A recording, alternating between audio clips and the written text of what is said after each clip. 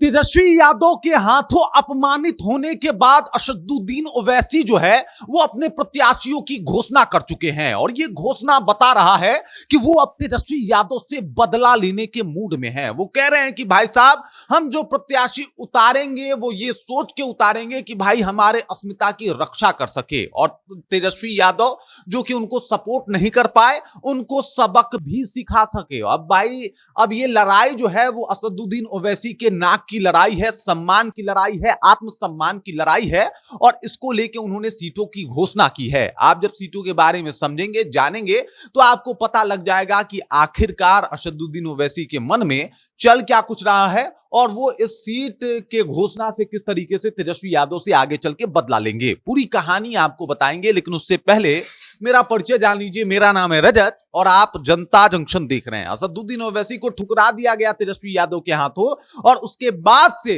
असदुद्दीन ओवैसी जो है एकदम से उसी तरीके काम कर रहे हैं, उसी तौर पे काम कर रहे हैं कि भाई बदला तो लेंगे, छोड़ेंगे नहीं।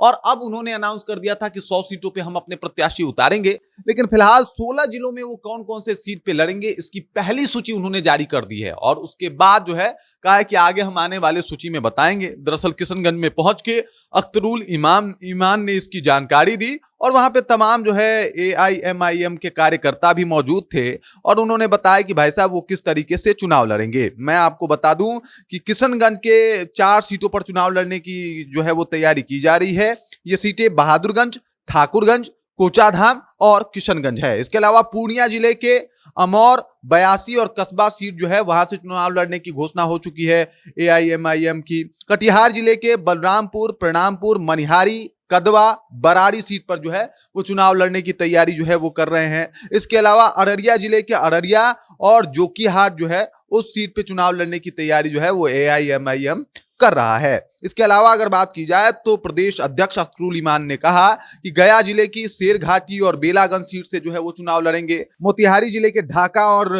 नरकटियागंज से चुनाव लड़ेंगे। उसके बाद नवादा जिले की अगर बात की जाए तो नवादा शहर सीट पर जो है वो चुनाव लड़ेंगे। जमुई जिले के सिकंदरा सीट से, भागलपुर जिले के भागलपुर शहरी सीट से, सिवान जिले के सिवान सीट से, दरभंगा में जाले। उसके बाद अगर बात किया जाए केवटी और दरभंगा ग्रामीण और गौरा बोराम सीट पर चुनाव लड़ेगी इनकी पार्टी। AIMIM के बिहार प्रदेश अध्यक्ष अख्तरुल ईमान ने कहा कि हमारी पार्टी समस्तीपुर जिले की कल्याणपुर सीट, सीतामढ़ी जिले की बागापट्टी सीट, मधुबनी जिले की बिस्फी सीट, वैशाली की महुआ सीट और गोपालगंज सीट पर पार्टी अपने प्रत्याशी उतारेगी। और साथ ही साथ ये यहाँ के उम्मीदवारों का लिस्ट भी हम बहुत जल्दी जारी करने वाले हैं। 16 जिलों में कहां कहां से चुनाव लड़ेंगे इसका लिस्ट उन्होंने आके बता दिया है, और कह रहे हैं कि भाई 16 जिलों में चुनाव लड़ेंगे, और बाकी जो सीट है वो भी हम जल्दी आपको बताने वाले हैं कि कहां कहां से हम चुनाव लड़ेंगे, कौन कौन प्रत्याशी उतारे जाएंगे। अब जिस तरीके से हमने सीटों का नाम बताया, अब तक आपको ये समझ में आ गया होगा कि ये जिस जिस सीट से दावेदारी पेश किए हैं वहां पे मुसलमान बहुतायत संख्या में है या फिर निर्णायक संख्या में है। और ऐसे में अगर असदुद्दीन ओवैसी वहां से अपने कैंडिडेट उतारते हैं, वहां पे जाके भाषण दे देते हैं, एक बार असदुद्दीन ओवैसी जाके ये कह देते हैं कि भाई साहब ये मुसलमानों की अस्मिता का सवाल है, तो इसमें कोई दो राय नहीं है, कोई दो राय नहीं है कि बिहार ही नहीं बल्कि कोई और भी राज्य का मुसलमान होगा तो वो असदुद्दीन ओवैसी के साथ आ जाएगा। इतना तो उन्होंने किया है।